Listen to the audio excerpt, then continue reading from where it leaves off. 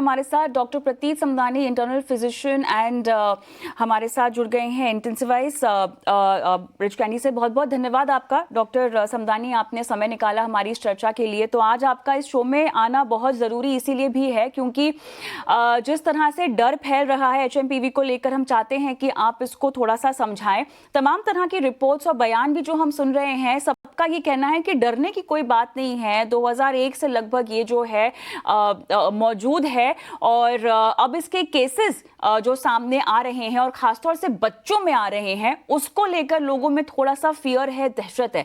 समझाएंगे आप इसको जरा? बिल्कुल जी, देखिए ये जैसे अभी बताया है, ह्यूमन मेटान्यूमो वायरस 2001 नेदरलैंड्स में फर्स्ट डायग्नोज हुआ था, लेकिन ये 60 साल पुराना वायरस है। इसकी बीमारी पहले से ही चल रही है। सर्दी के मौसम में, कोहरे में, कोई भी रेस्पिरेटरी वायरस या ह्यूमन मेटान्यूमो वायरस हो या रेस्पिरेटरी सिंसिशियल वायरस हो या इन्फ्लुएंजा या कॉमन कोल्ड वायरस हो, इसके नंबर्स बढ़ते ही हैं। एक्चुअली हम लोगों ने ये बहुत सारे पेशेंट्स देखे over the years of human metapneumovirus. इसकी फैटेलिटी बहुत कम है। 5 साल के कम के बच्चों में इसकी संख्या बढ़ सकती है। 60 साल के ऊपर लोगों में या जिनको कोमॉर्बिडिटीज है, जैसे कि लंग डिजीज, एस्थमा, सीओपीडी, कोई तरह के कैंसर, उनको इन्फेक्शन का रिस्क बढ़ सकता है। यदि सिंपल लॉजिक ले, इन्फ्लुएंजा या कॉमन फ्लू सिवियर निमोनिया कर सकता है तो उसका अबाउट 7% इंसिडेंस है, और ये ह्यूमन मेटान्यूमो वायरस सिवियर निमोनिया करेगा तो इसकी संख्या या इसकी परसेंटेज सिर्फ 2.5 से 3.25% है। मुझे लगता है ये वायरस है, ये वायरस रहेगा, इससे कोई डरने की जरूरत नहीं है, कोई डरने की बात नहीं है। यदि आप कॉम्प्लिकेटेड ग्रुप में आते हैं तो जरूर यूनिवर्सल प्रिकॉशन वापरिए, दूर रखिए, डिस्टेंस रखिए, हाथ साफ रखिए, मास्क पहनिए, बट कोविड जैसा इसकी कोई हालात नहीं है। दूसरी एक बहुत इंपॉर्टेंट चीज मैं बताना चाहता हूं आपके शो पे कि ये वायरस ड्रॉपलेट इन्फेक्शन से स्प्रेड होता है, थूक से, कॉन्टैक्ट से, फॉर्माइट से स्प्रेड होता है। आप कोविड और फ्लू देखेंगे तो ये छोटे छोटे पार्टिकल से स्प्रेड होता है, लेकिन ह्यूमन मेटान्यूमो वायरस के लिए लार्ज पार्टिकल्स चाहिए। इसका मतलब है इसकी इन्फेक्टिविटी कई कम बहुत कम है कंपेयर टू कोविड या फ्लू। मुझे लगता नहीं है डरने की बात है, सावधान रहिए। लेकिन यदि आप आपकी शो के बात करें, मुझे तो लगता है इसका आपके मार्केट से कुछ लेना देना नहीं है। बहुत बड़ी बात जो आपने अभी कही है कि कोविड जैसा खतरनाक ये नहीं है। लेकिन एक बात ये समझाइएगा, बच्चों में ही मामले पाए जा रहे हैं। अभी जो मामले भी सामने आए हैं, 3 महीने और 8 महीने के बच्चों में सामने आए हैं, बच्चों में ही क्यों ये ज्यादा हो रहा है? एक तो इनका रेस्पिरेटरी सिस्टम पूरा तरह डेवलप नहीं हुआ है और इनकी इम्यून सिस्टम कम रहती है क्योंकि इनको ये पहले नहीं हुआ है। अडल्ट्स में हो सकता है कि इनको ये वायरस पहले होके गया है, डायग्नोज नहीं हुआ है, तो सेकेंड या थर्ड टाइम हुआ तो इनका परसेंटेज या इनका खराब होने का चांस कम रहता है।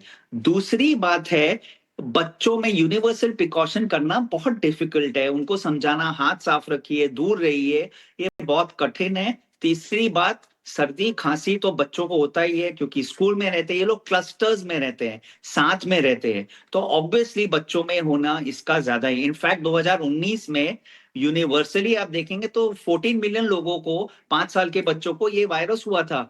इसकी तो कोई चर्चा भी नहीं हुई थी 2019 में।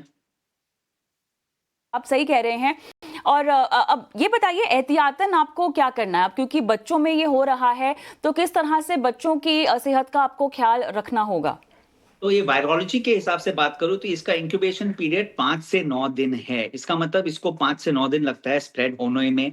यदि कोई बच्चे को सर्दी, खांसी, कॉफ, वीजिंग, नोज नाक ब्लॉक हो, खराश हो, गले में दर्द हो, तो इनको दूर रखिए, स्कूल नहीं भेजिए, खेलने के लिए नहीं भेजिए जब तक ये ठीक नहीं होते, या जब तक 24 से 36 घंटा इनके सिम्टम खत्म होने के बाद इनको बाहर नहीं भेजिए। ये ही करना है। और अगर आप साथ में घर रह रहे हैं तो थोड़ा डिस्टेंसिंग रखिए। अगर बच्चा मास्क पहन सकता है या आप मास्क पहन सकते हैं तो जरूर पहनिए, इससे इन्फेक्टिविटी का रिस्क कम हो जाएगा। बट मुझे लगता नहीं है ये कोई जान के खतरे की बात है इसमें। बिल्कुल, एहतियात को लेकर हमें और भी बात करनी है, साथ ही विवेक भी हमारे साथ जुड़े हुए हैं। विवेक से भी जानेंगे, क्योंकि अब आपने कह दिया है कि बाजार की तबीयत जो खराब दिखाई दे रही है उसमें एचएमपीवी का बिल्कुल हाथ नहीं है, तो विवेक से इस पर भी एक बात कर ही रहे थे। अब बच्चों में क्योंकि मामले पाए जा रहे हैं, तो ऐसा नहीं है कि बड़े अछूते होंगे, और बड़ों की मैं बात करती हूँ तो यहाँ बुजुर्गों का जिक्र करना बहुत जरूरी है, खासतौर से वो जो कि कोमॉर्बिड हो। अब उनको बताएं एहतियात के लिए क्या करना चाहिए। जी देखिए, जो बच्चे हैं, बुजुर्ग हैं, जिनको अंडरलाइंग क्रॉनिक कंडीशंस है, जैसे हार्ट की कंडीशन, एस्थमा, सीओपीडी, कोई तरह की मैलिग्नेंसी, कैंसर, या जिनका ट्रांसप्लांट हुआ है, या कोई इम्यूनोथेरेपी पे है, जिनकी शक्ति कम है, उनको थोड़ा ध्यान रखना चाहिए। और ये यूनिवर्सली रखना चाहिए, आजकल ही नहीं, जिंदगी भर के लिए। डिस्टेंसिंग रखिए, हाथ साफ रखिए, यदि आप कोई भीड़ भाड़ जगह में जाए तो मास्क पहनिए। ये यूनिवर्सल स्टैंडर्ड प्रिकॉशंस है, and मुझे लगता है एक दिन का बच्चा हो या 100 साल का बुजुर्ग हो, ये फॉलो करना वैसे भी सेहत के लिए अच्छा है।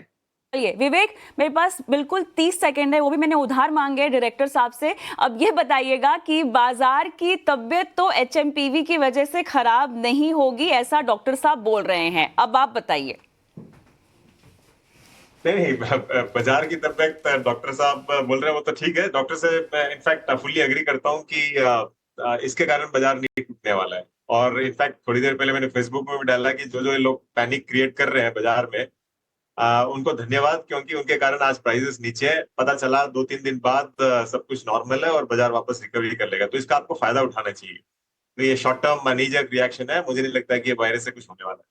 ये समय मेरा बिल्कुल समाप्त हो चुका है। विवेक, आपका और डॉक्टर साहब आपका बहुत बहुत धन्यवाद, समय निकाला और विस्तार से इस पूरे मामले पर बात की और सही सलाह हमारे दर्शकों को भी दी। इसी के साथ